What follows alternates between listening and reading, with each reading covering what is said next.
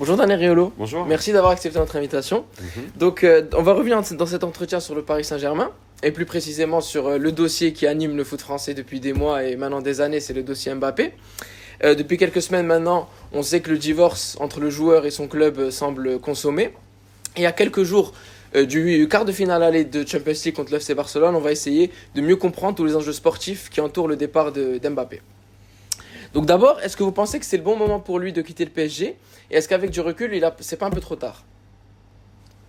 Un peu trop tard, je ne sais pas pourquoi ce serait trop tard. Par rapport à sa carrière, à son âge. Est-ce que, vu comme c'est passé cette année, la saison dernière, il aurait pas dû passer à 2 ans? Oui, mais ça, on ne peut pas savoir. Il ne peut pas savoir au moment où démarre cette ultime saison que ça va se passer de cette façon-là.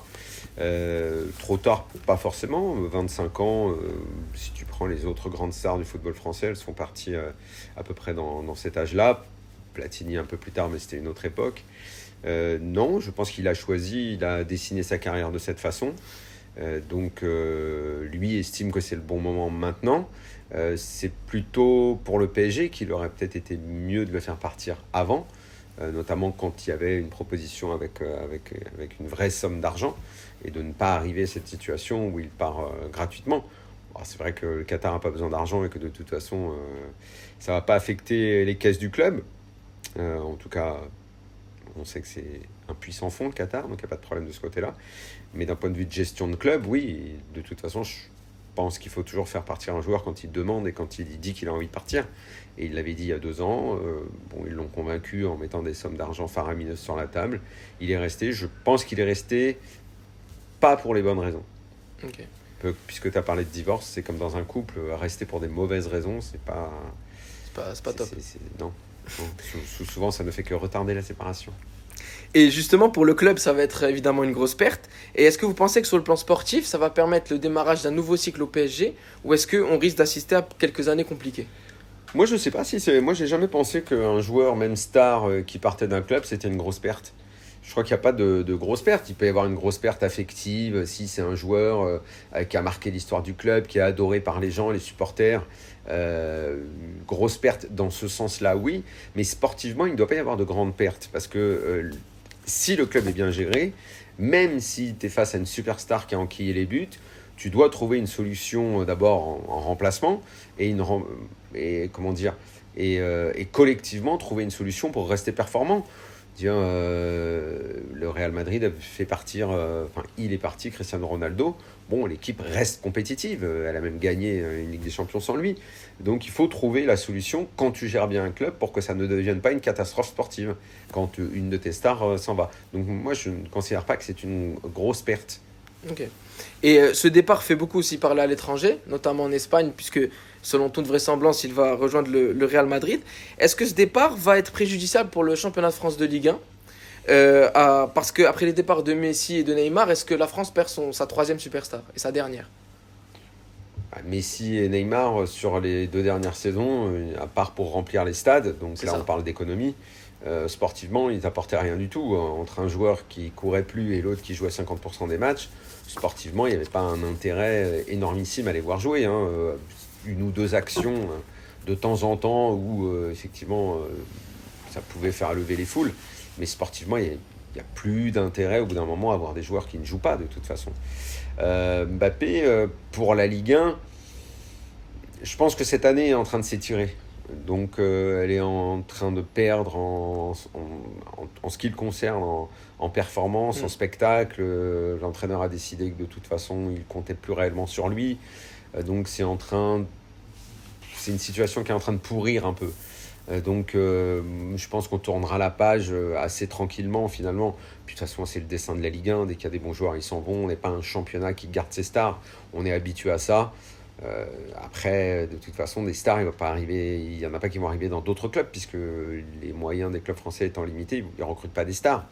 Donc à eux de développer autre chose du jeu, et au Paris Saint-Germain, probablement à prendre des joueurs connus, peut-être pas de ce niveau-là en star, mais des joueurs connus pour le remplacer. Au Paris Saint-Germain, il y aura toujours des vedettes, à moins que réellement ils décident de continuer à aller contre ce qu'ils ont toujours fait, c'est-à-dire la politique de stars. Ça m'étonnerait quand même qu'on n'ait pas une ou 2 vedettes au club l'année prochaine. Et d'ailleurs, vous en parliez, depuis quelque temps, le comportement de Luis Enrique a changé. Mbappé débute beaucoup plus souvent sur le banc et est souvent remplacé lorsqu'il débute pour apprendre à jouer sans lui, comme explique Luis Enrique. Qu'est-ce que vous pensez de ce comportement? Est-ce que vous n'avez pas l'impression que ça tourne à la guerre d'ego? Si, bien sûr. Ce ne sont pas des décisions sportives, ce sont des décisions politiques. Certains ne veulent pas l'entendre ou ne veulent pas le croire, mais il y a des faits qui sont indéniables. Depuis qu'il a fait l'annonce de son départ, il joue moins de 70 minutes par match. Pourquoi c'était pas comme ça avant? Pourquoi c'est depuis l'annonce que ça a changé? Donc c'est bien qu'il y a quelque chose qui n'est pas comme avant. Et les performances sportives, bon, ok, on peut dire ponctuellement, depuis 2-3 matchs, il est nettement moins bon. Mais autour de lui, on peut dire qu'il y a des gens qui peuvent prendre sa place les yeux fermés. Et puis, quoi qu'il en soit, dans le 8e de finale de Ligue des Champions, c'est lui qui a été le plus performant encore. Et je pense que tout le monde sera d'accord pour dire que sans lui, ça sera difficile d'éliminer le Barça. Donc, malgré tout, tu es quand même obligé de compter sur lui. Et l'entraîneur est effectivement entré dans une guerre d'ego, comme il l'a toujours fait. Toute sa vie, il a fait ça. Il a fait ça avec Messi, il a perdu. Il a fait ça avec Totti. C'était une autre époque, à la fin, c'était un peu la fin de sa carrière. Mais de toute façon, il aurait perdu aussi. Ouais. Là, il va probablement gagner parce que les dirigeants le soutiennent et parce que Mbappé, de toute façon, n'a pas le soutien que les deux autres joueurs avaient auprès de leurs supporters. Parce que la communauté des supporters du PSG, c'est pas celle de la Roma ou c'est pas celle du Barça. Elle est beaucoup moins forte culturellement, elle est beaucoup plus composée de gens qui acceptent qu'un entraîneur dise que l'adversaire du quart de finale, c'est son club de cœur, ou que 4-5 joueurs peuvent prendre la place des tocards qui sont au club, parce qu'en sous-entendu, c'est ce qu'il disait. Donc voilà, nous, au PSG, on est un club qui supportons ce genre de discours-là, mais parce que notre culture foot n'est pas ce qu'elle est dans d'autres pays. Donc un entraîneur peut venir et en 6 mois dire « je suis le patron, c'est moi qui décide, c'est moi qui fais tout ce qu'il veut, c'est moi qui prends des décisions », alors que ce sont des décisions qui sont surtout politiques. Surtout politique, parce que gagner au Vélodrome en sortant Mbappé à la 60e, c'est une performance. Alors que tous les entraîneurs depuis 10 ans ont gagné au Vélodrome. Mais lui, visiblement, c'est mieux. Écoute, c'est mieux. Si la majorité populaire a décidé que c'était mieux, acceptons-le. Enfin, moi, je ne l'accepte pas. Je ne crois pas à ce discours-là, mais bon, certains veulent y croire. Et à ce propos, vous ne pensez pas qu'il y a une hypocrisie de la part de Luis Enrique?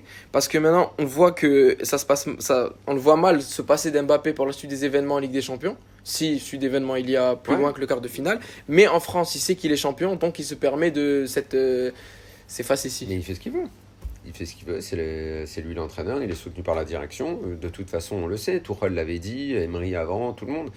On fait de la politique quand on est entraîneur du PSG.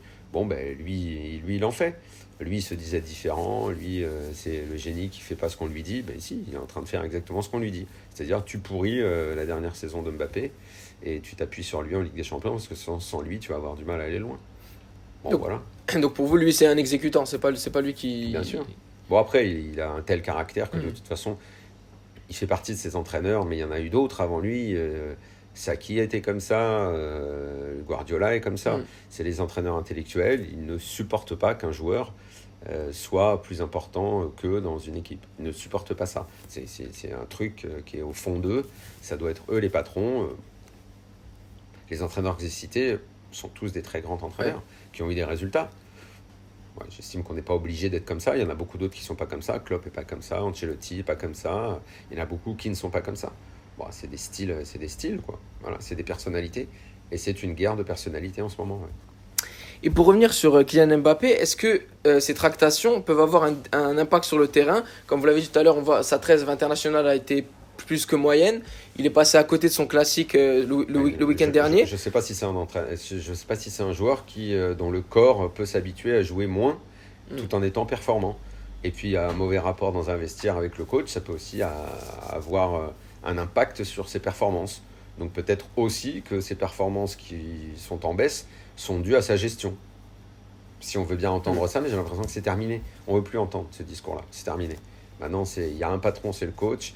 Il y a un paria, c'est le joueur. Il faut qu'il parte. Et s'il peut quand même coller 1 ou 2 buts avant de se barrer en Ligue des Champions, qu'il le fasse. Mais qu'il le fasse comme l'employé du mois, quoi. Qu'il le fasse comme si c'était le dernier des employés, le dernier des larbins. Marque des buts et ferme ta gueule, en gros. Et plus globalement, sur le niveau de jeu du PSG, donc Luis Enrique sera en principe là l'an prochain, sans Kylian Mbappé. Est-ce que vous pensez si le Barça lui fait une cour effrénée, peut-être il ira. C'est ça. Mais s'il reste au PSG, est-ce que vous pensez que c'est la bonne personne pour cette nouvelle page de l'histoire du PSG, quelque part, qui va s'écrire sans Kylian? Pourquoi pas? De toute façon, c'est un coach qui a énormément de personnalité, qui est capable de faire progresser des équipes, qui est capable de faire des choses bien. On verra bien. Moi, de toute façon, j'étais convaincu qu'Emery était un super entraîneur. On a massacré son travail. Tuchel, pareil. Pochettino, un peu moins. Galtier, certainement pas. Il y en a eu des bons, mais c'est toujours très difficile dans ce club. On ne sait pas. Bon, apparemment, ils ont enfin compris qu'il fallait laisser le pouvoir à un entraîneur. Lui, le pouvoir, il risque un peu de le transformer en autocratie, mais pourquoi pas? Il peut faire progresser le club. Ouais. Moi, j'aurais pas pris lui. Je pense que Thiago Motta a incarné l'histoire du club, une forme de continuité, un management un petit peu plus souple. Après, voilà, là, on est en train de parler moi, je suis toujours contre l'idée du goût et des couleurs, sauf quand on est dans le gratin. Voilà. Quand on parle de très grands films, il peut y avoir des goûts et des couleurs entre très grands films. Et pareil entre grands entraîneurs, puisque Luis Enrique en est un, il peut y avoir des différences d'appréciation. Moi, dans le groupe des grands entraîneurs, c'est pas un entraîneur que j'apprécie beaucoup. Il y en a d'autres que j'aime plus que lui. Et en allant vraisemblablement au Real Madrid, est-ce que Kylian Mbappé met toutes les chances de son côté pour atteindre ses objectifs ultimes, donc la Ligue des Champions, mais surtout le Ballon d'Or? Honnêtement, je m'en fous. Vraiment. Je m'en fous. Non, mais en fait, il fait sa carrière et puis voilà. Mais est-ce que le destin de Mbappé, en fait, j'en ai rien à cirer, quoi. Mais est-ce que il va au Real, il gagnera un Ballon d'Or ou pas, je m'en fous. Il va gagner la Ligue des Champions ou pas, je m'en fous. S'il gagne, tant mieux pour lui. C'est pas... mais même en tant que capitaine d'équipe de France, ça vous... Je m'en fous complètement. Moi, je suis pas là pour espérer des choses sur les joueurs. Moi, je suis là pour... dans l'intimité, je suis là pour espérer que le PSG gagne la Ligue des Champions. Évidemment. Mais professionnellement, non. Et que ce soit le Real ou ceci ou cela, je m'en fous complètement. Il mène sa vie et basta. Et pour finir, Daniel Riolo, je vous demande votre avis sur le quart de finale face au FC Barcelone. Comment vous évaluez les chances du PSG pour cette double confrontation et, le cas échéant, pour la suite de la compétition? Je sais pas dans quel état de forme arrivera le PSG et comment la gestion de Mbappé par Luis Enrique va l'amener à être performant sur ce match. Je pense que c'est avec un Mbappé fort qu'on peut éliminer le Barça. Voilà. Merci beaucoup.